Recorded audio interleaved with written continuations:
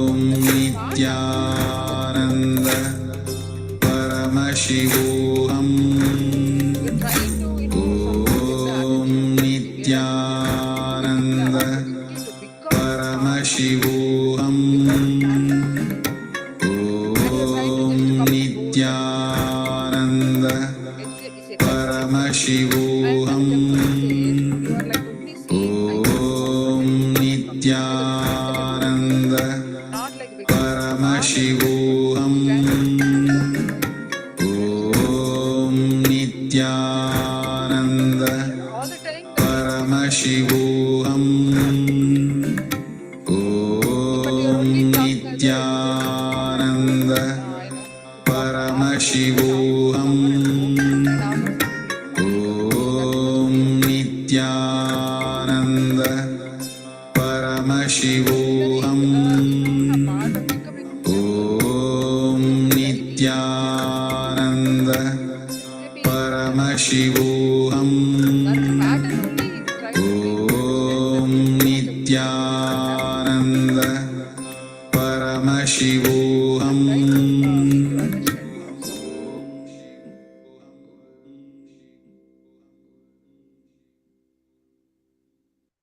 See,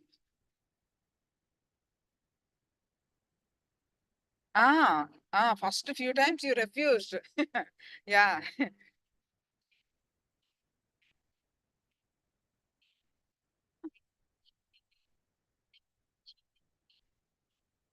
Yes, ma. In this age, your kids settled, everything. In this age, what is the best thing to work for our spiritual progress, right?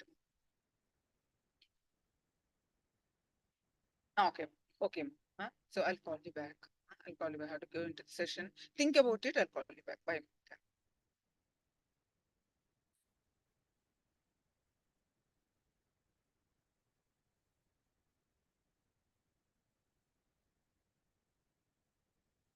Now, all of you, please post whatever is your experience. You're able to command the object to move. Stephanie and others. Just share your power manifestation experience.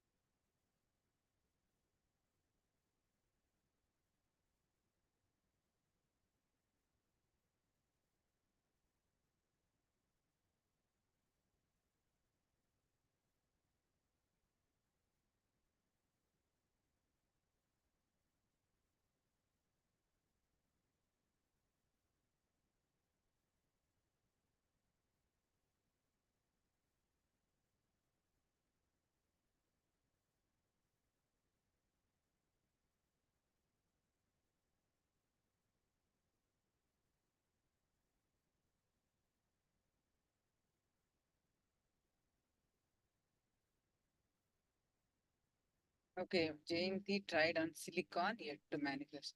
And yes.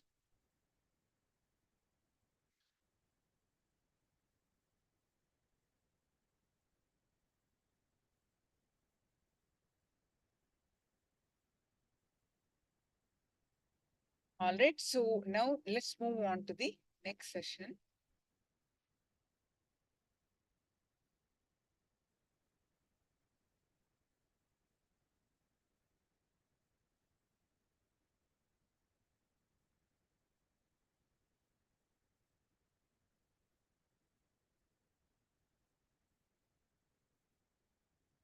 And anyone else yet to post your power manifestation result, please post it immediately. share it in the chat. Also, if you have any questions, clarifications on what you have been learning, also you please post it.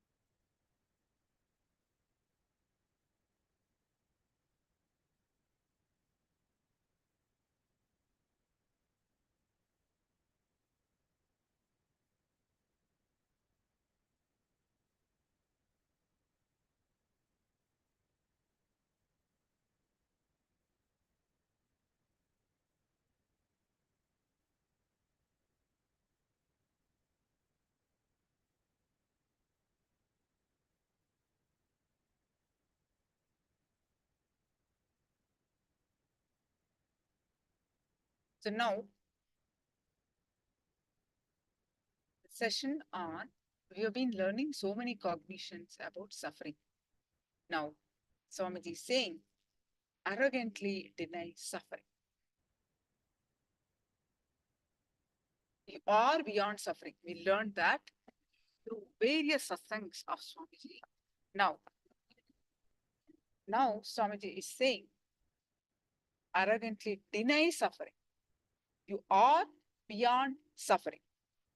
Knowledge of your real creation removes tiredness, frustration, suffering. All you needed is a spoon of haritaki, an hour of yoga, and Guru's grace to detox from parasites. The ability to see the reality as it is. You don't have too much suffering when you think of billionaire. So many billionaires. Do you have suffering because they are billionaires? But you have too much suffering if you see people happier than you. You think happiness is your birthright. When I say you are nothing but suffering, when I say you are beyond suffering, both are true. How that? If you identify yourself as your suffering, that is you. If you identify yourself as I understand you, you are beyond suffering. So your nervous system may be anywhere in this friction, but you are beyond suffering. The Upanishads declare Prajnanam Brahma, meaning intelligence is God. Common sense is God. If someone or something is not working out, just give them a farewell. That's all. Change your life. Common sense means simply be light, be liquid to change, a simple liquid, free flowing type. This is the way it is. Let us be intelligent and adapt. The moment you understand common sense is God, you are beyond suffering. If you know what is your real creation and what should be your real creation, you will never have suffering, suffocation. Knowing what should be your real creation is what Krishna says. Karmanyevadhikarasya mafaleshu kadachana. You have the right to work, not to crave for the result.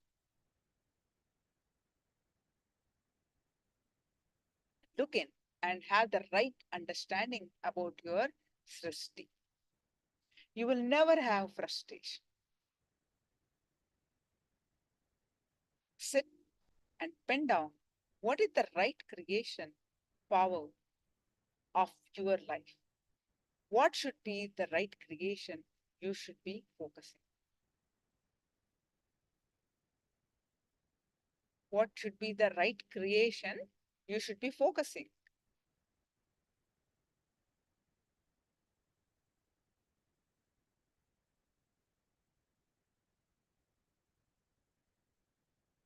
Right? Creation power of your life.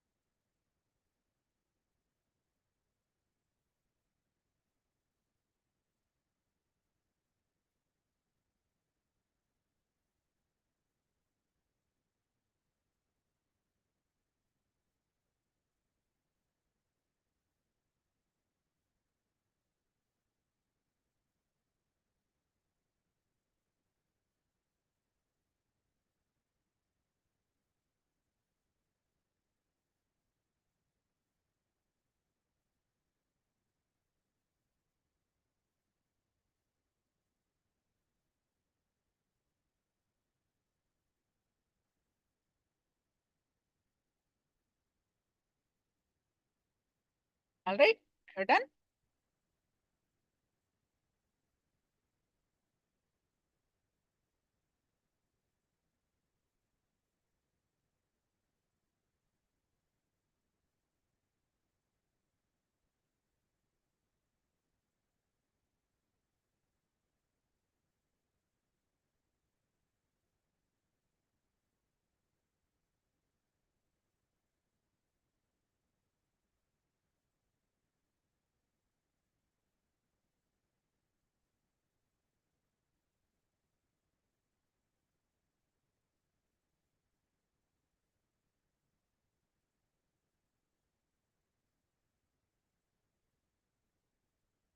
What is the right creation power of your life? What should be the right creation you should be focusing? Click pen down.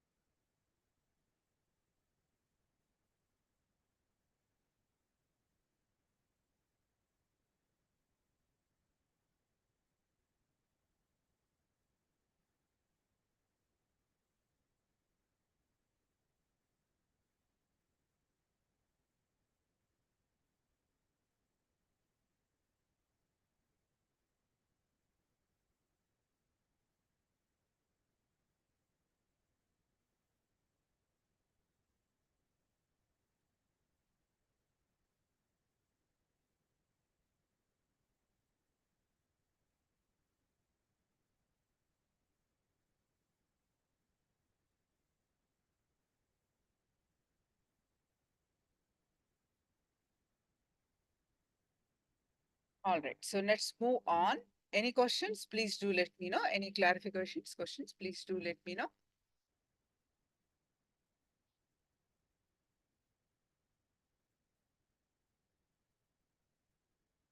If you are done, please post it. You're done in the chat.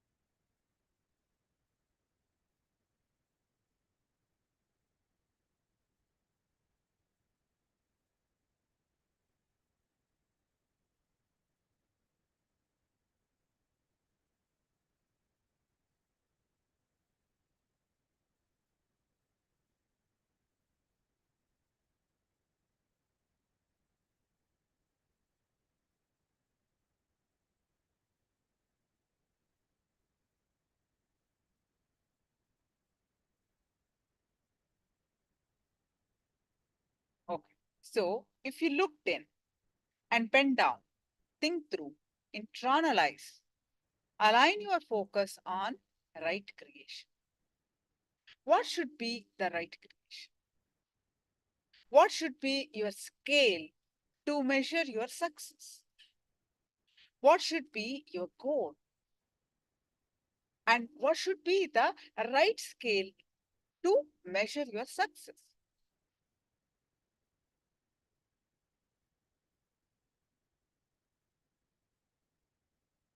Understand, the logic of life is not mathematics of your mind. When you attempt 10 times, 5 times, if you have failed, 5 times, you will be successful. In that level, your logic and the mathematics is one and the same. When you raise your attempts to 100, in 100 attempts, even if you fail 25 attempts, you will be successful 100 times. The logic changes.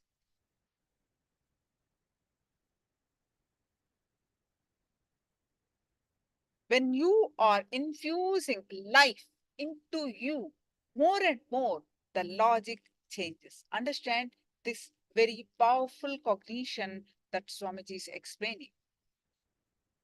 When you are infusing life into you more and more, the logic changes.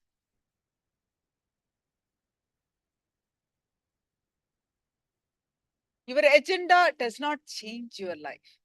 Your consciousness changes your life. Your logical mind, that agenda doesn't change your life, but your consciousness changes your life. Start attempting thousands of things simultaneously, spontaneously, intensely, continuously.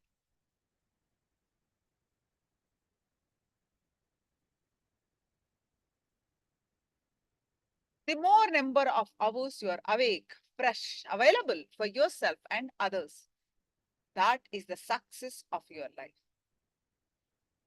So focus on maintaining that. If you need, do yoga. If you need to stop eating, go for it. Juicing, go for that. If you need to do Pachapatniratam, means that is eating only the raw and unlimited items. And this we do it yearly once during the Mariamman festival in a specific time. So if you need to do that, do that. That really detoxifies the body. So if you need to do that, do it. Make yourself more active, more alive. Go for it. So what kind of diet you need to keep yourself more active, alive? Go for it. uncompromising way. You being alive, active, available to yourself and others is the basic thing you need to maintain.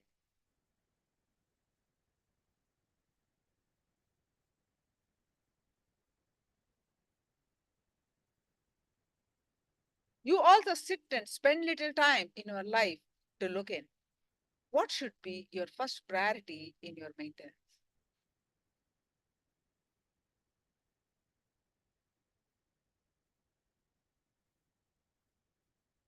If you know by maintaining which everything will be maintained, you just know life, and not only you will be maintaining, you will be go on expanding.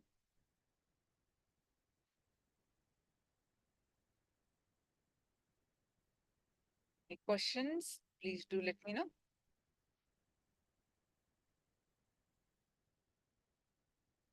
What is your understanding?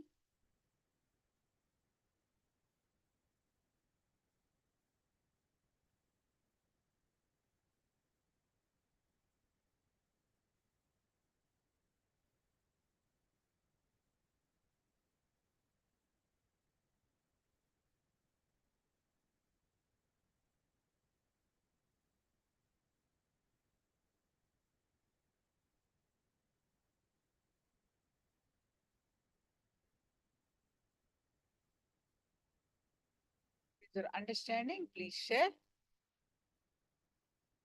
And what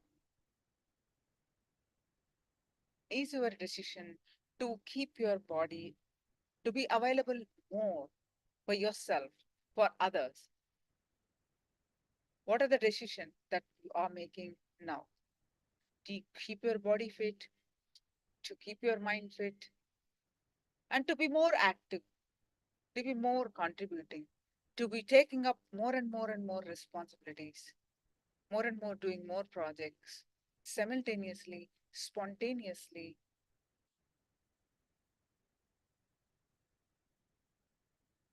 Let's share that in the chat.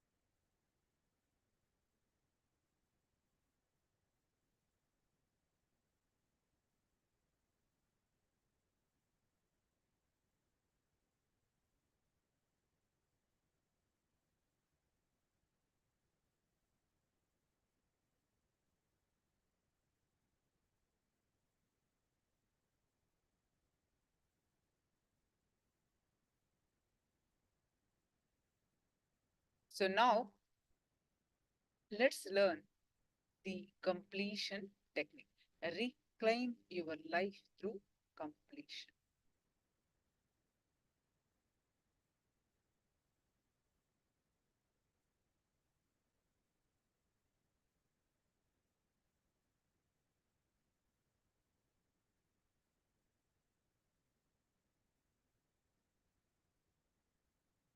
Reclaim your life through completion.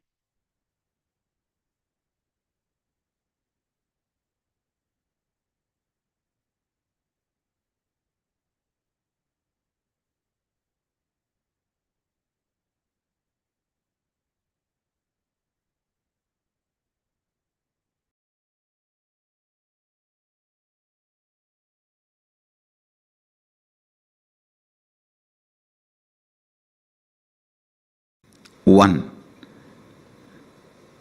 Try to remember the earliest, as far as your memory goes, the earliest first time you felt powerless, either by fear or guilt or weakness. First time when you felt powerless. It can be as simple as your mother made you sit on the dining table, or you were playing in the rain and your mother slapped you and dragged you inside the room, or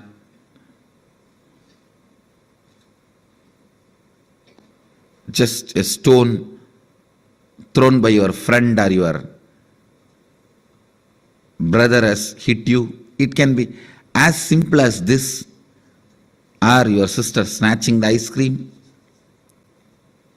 Now usually sisters don't snatch, only brothers snatch. No, I have seen. Sister is the best relationship. I grew up in large family. Sister is the best relationship. It can be as simple as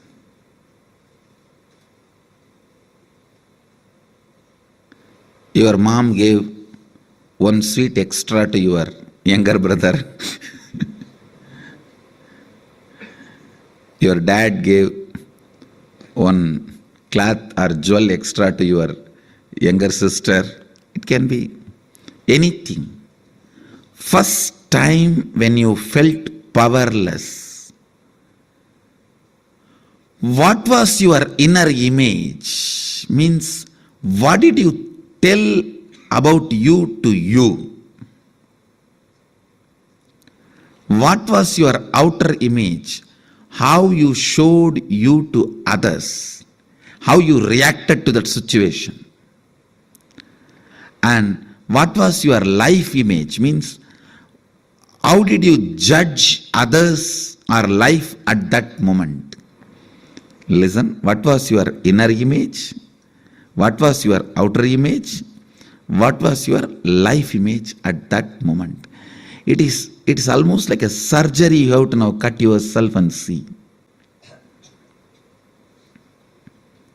It's a surgery, literally, because now you will remember an incident which happened at the age of 8. When you try to find out, open that incident, suddenly you will remember something which happened at 6. When you cut and start remembering that incident, suddenly it will open up something which happened at the age of 3. Earliest memory.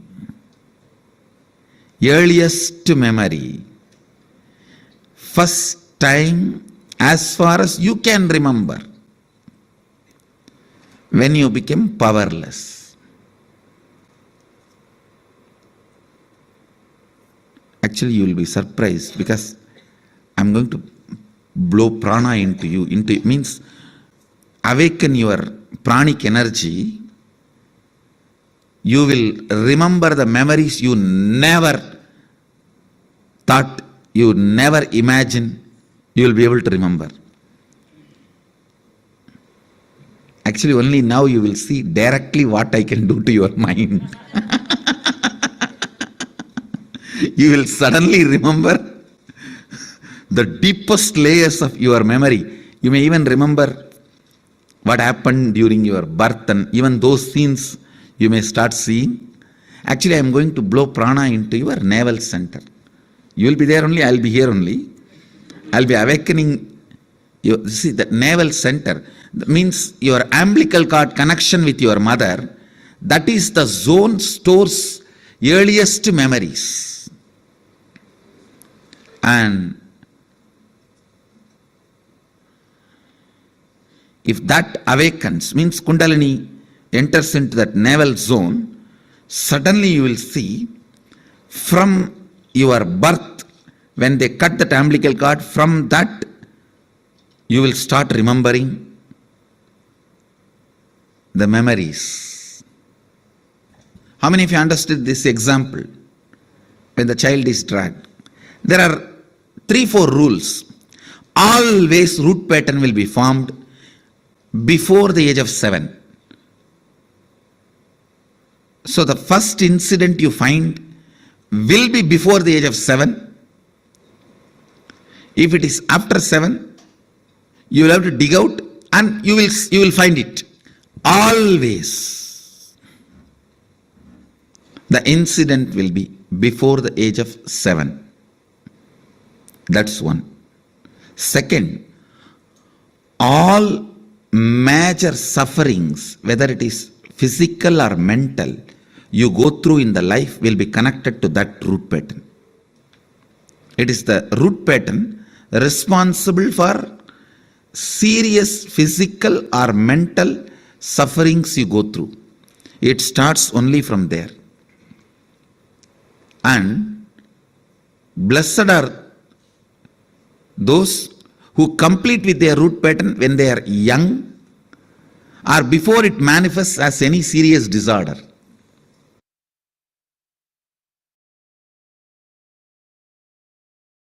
When you complete with your root pattern, the collective, your family's root pattern will stand in front of you. Complete that. Then collective, your society's root pattern will stand in front of you. Complete that. Then collective, your country's root pattern will stand in front of you. Complete that. Then collective, the global root pattern will stand in front of you. Complete that. Then collective, whole beings, not just human, all beings' root pattern will stand in front of you. Complete that. Then the whole universal, the cosmic root pattern will stand in front of you. Complete that. Then you are Sadashiva. So every completion is not completing with one thought pattern, but completing with the whole thought current. With the whole thought current.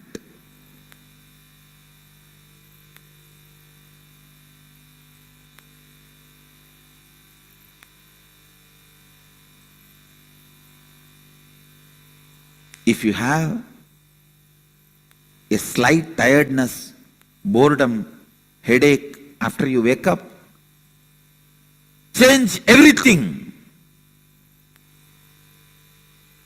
Not just your pillow or bed. Everything. I'm not talking only about the external, internal. Change everything. The way you think, the way you perceive about life, the way you perceive about death, the ideas you have about God, the ideas you have about the universe, the ideas you have about you. Say, na iti, not this, not this.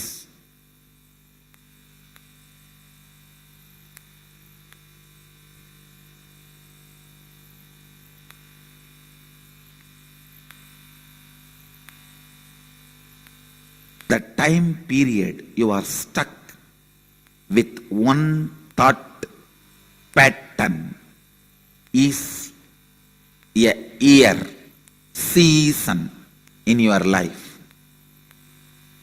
The time you are stuck in what thought current is life in your life. A thought current, the time you spend with one thought current in your long life is one life. Means the time between one life and death. Understand? Your life or death, your lifespan is not defined based on the number of years you are in a body. It is based on the time you spend with one thought current. That is why whenever you complete certain thought current and enter into a new thought current, whenever you are initiated into a new thought current, Vedic tradition calls you newborn.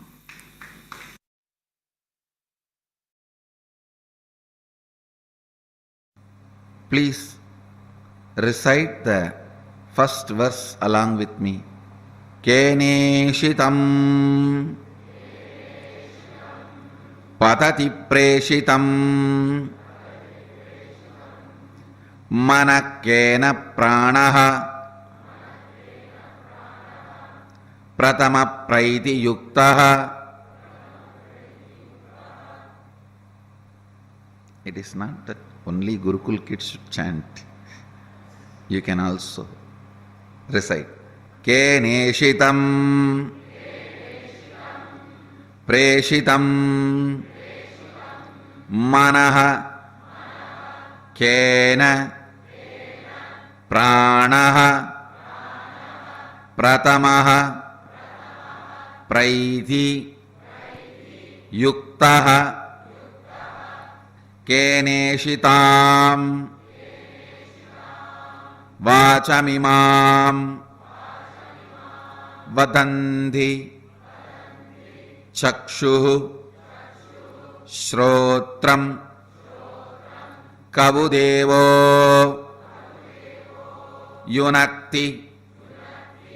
Listen. Reciting this sacred verses intensely makes these sacred truths part of your biomemory.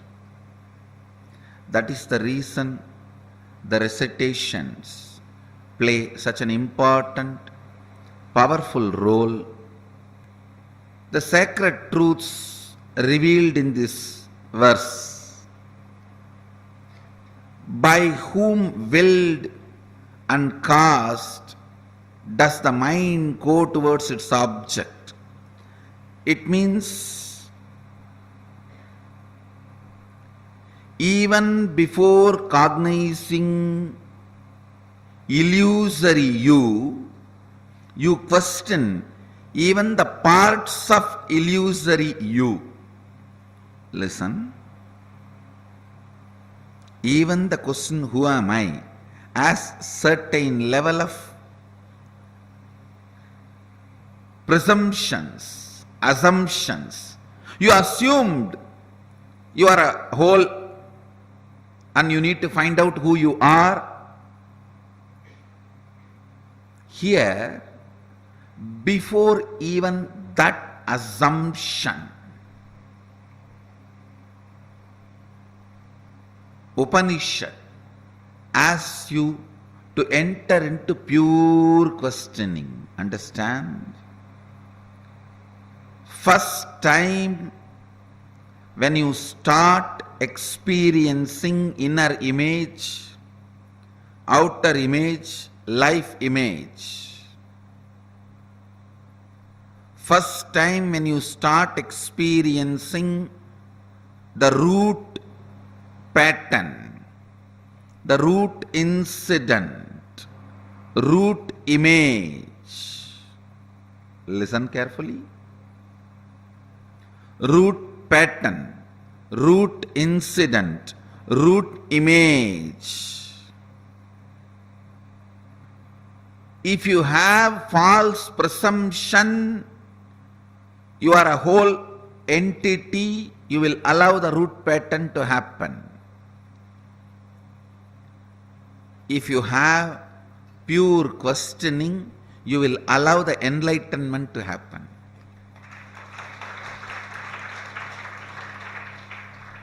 I know this generation may feel pure questioning at the age of 4, 5, before 7 is not possible. How is it going to be useful for us? No, understand? Because for last few generations, pure questioning was not possible throughout the life. They lost pure questioning throughout the life.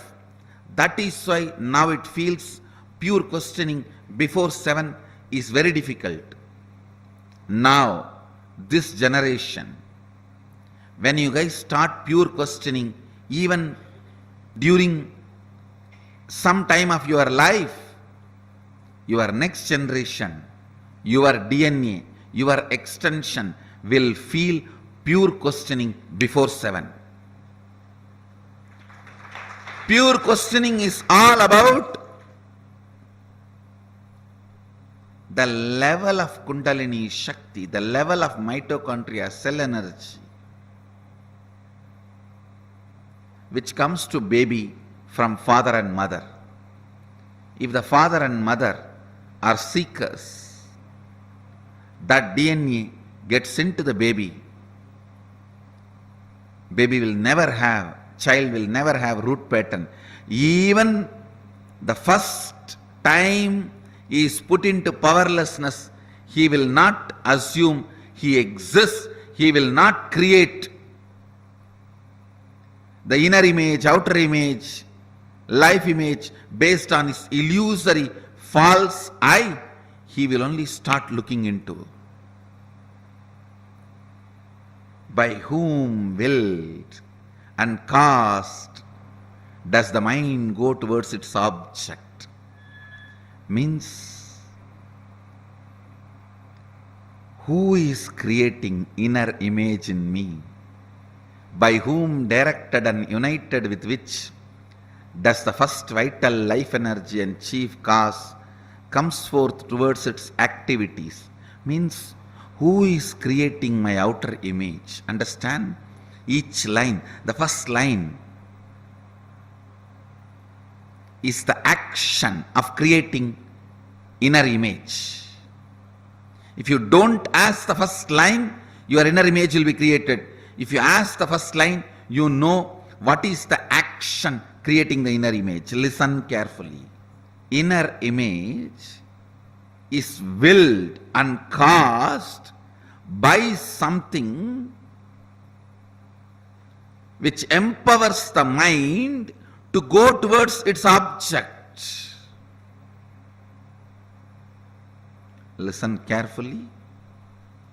First time in your body, when mind moves towards some object, that movement is called inner image. It will create an inner image in you.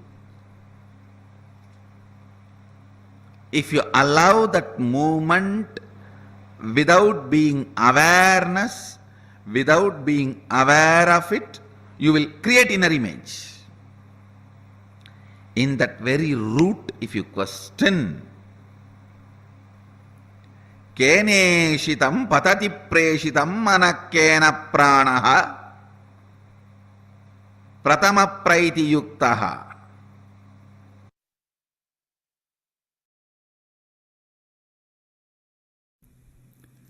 Basic truth. You are the ultimate, even when you manifest all the wrong things, because you manifest. You are manifesting. First statement. Second statement, listen. Listen to the second statement. Decision, will persistence. Decision, will persistence to manifest all the best things is the science of power manifestation. Listen. Nothing else is needed to be done from your side. Listen to the second statement. Nothing else need to be done from your side other than will persistence. Decision to manifest powers. The second statement I am repeating. Nothing else need to be done from your side other than will persistence. Decision to manifest powers. That is the second statement. Third statement, listen. Listen carefully. Nothing, second statement I am repeating, nothing else need to be done from your side other than simple will persistence and decision to manifest powers. Manifest your ultimate reality as you want to cherish. Actually, even if you are manifesting poverty, at one time you felt poverty is very cute and you decided to manifest, that is why you are manifesting. It is not imposed on you, you manifest it. If you are manifesting ill health, you felt at some time, you visualized it's too cute to be sick and getting attention of everyone. So that is why you manifest. If you are manifesting the victimhood mentality, at one time you enjoyed it, cherished it. That is why you are manifesting. Listen carefully. Everything you manifest, even now, you manifest so. Your decision to manifest what do you want and will persistence is only required for you to manifest powers or whatever you want in your life. Listen. Third, Sadashiva is required in the form of the Guru just to make these first two statements as reality for you without you being distracted, disturbed by all other stupid theories and theologies. That's all. There will be so many people to tell you you are sinner, you are slave, you are ordinary, bound soul, to protect you from all of them, to defend you from all of them, to safeguard you from all those saviors. And to make this first two statement as your reality through Shakti Nipada, only Sadashiva in the form of Guru is required.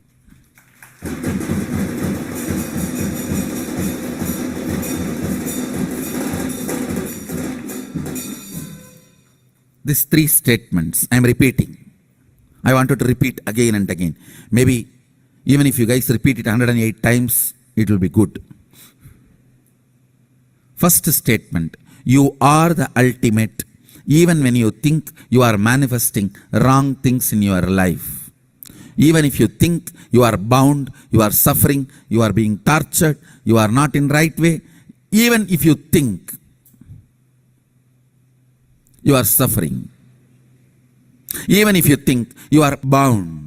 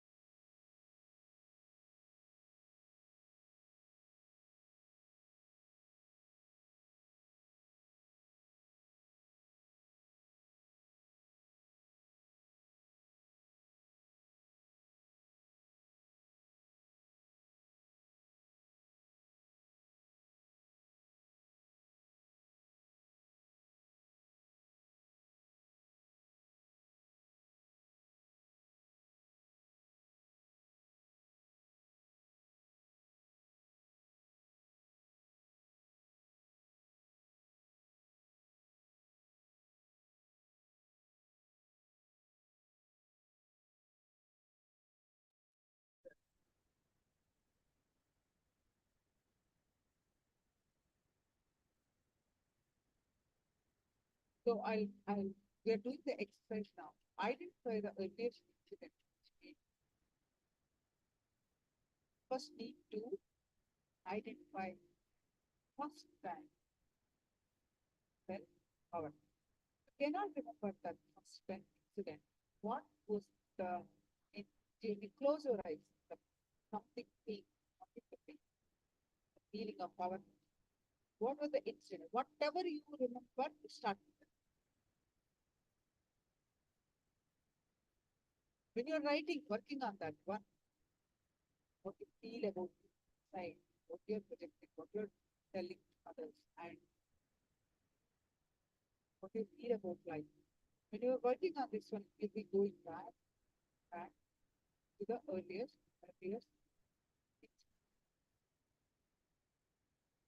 Try to find the earliest and say, if the child example you take, the child is playing in the rain. Mother just slaps and brings the child and puts him in the house. The first inner way the child will develop, I am bound, deep, husband, victim.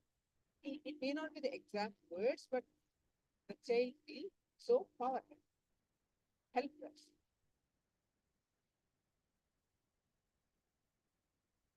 If you try to hit the wall or don't cry, demonstrate, I'll show you the outer image is I have to surrender. I'll show you who I am.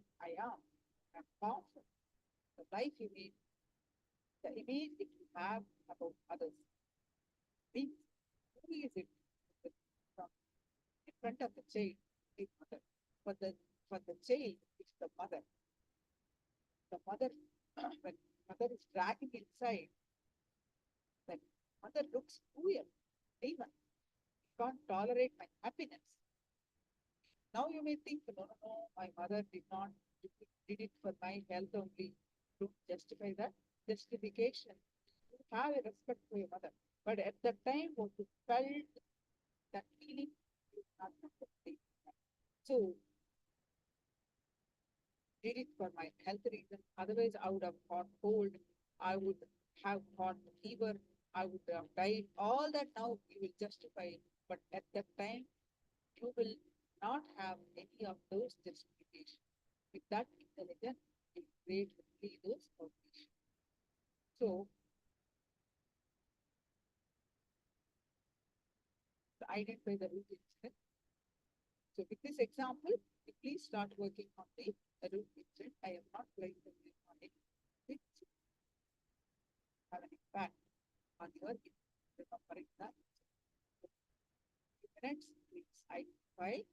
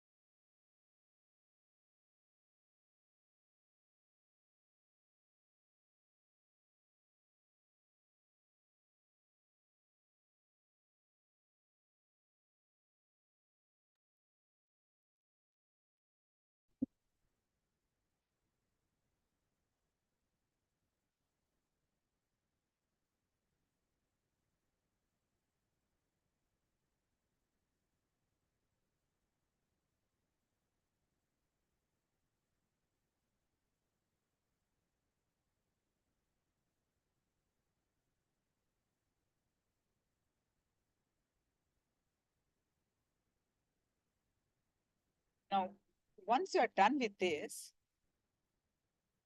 now moving on to, with the truth incident that you identified, start doing the self-completion using a mirror.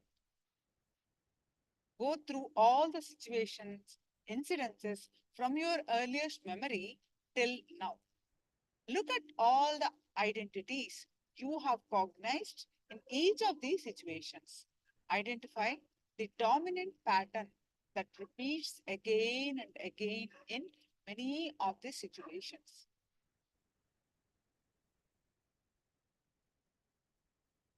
When you're going through the incidences, see what is that repeating all the time? What is the thought current that is repeating all the time? Just be completely focused and keep the mirror as close to your face as possible. Not like this. You're not doing the, getting ready alankaram or, decoration. You're not putting makeup. So put like this. Just put as close to your eyes as possible, to your face as possible. Keep the mirror as close to your face as possible. First, fix your two eyes in the mirror. Fix your eyes on the mirror. Don't be distracted by outer events or outer thought. Just put the mirror as close to as possible. Your eyes fixed on the mirror. Don't get distraction. Start reliving and completing one by one from earliest incidents. Completion means look at the past running continuously in a detached, unclutched way. If you identify incident at the age of 4, become that 4-year-old boy. Remember what kind of a dress you wore. Spend some time to visualize how you were. Don't remember with this current context. If you're 30-year-old, don't remember yourself. Forget yourself who you are now. Go back to that 4-year-old and spend some time to visualize and completely identify with that 4-year. Then start doing the mirror completion. Work sincerely on every incident, every repetition of your root pattern. All incompletion is nothing but the fact that not being enough, given enough inner space and cognition and respect by you. And the perception itself is given the first priority and respect. If the perception is recorded as a reality in you, which is going to be constantly changing, it will give you a deep insecurity and instability in your life. But instead, if the fact is given in the place of reality and the perception is given in place of perception, the recognition, change of the perception will not lead to more and more incompletion. So change your perception about you. So now let's do the mirror technique completion.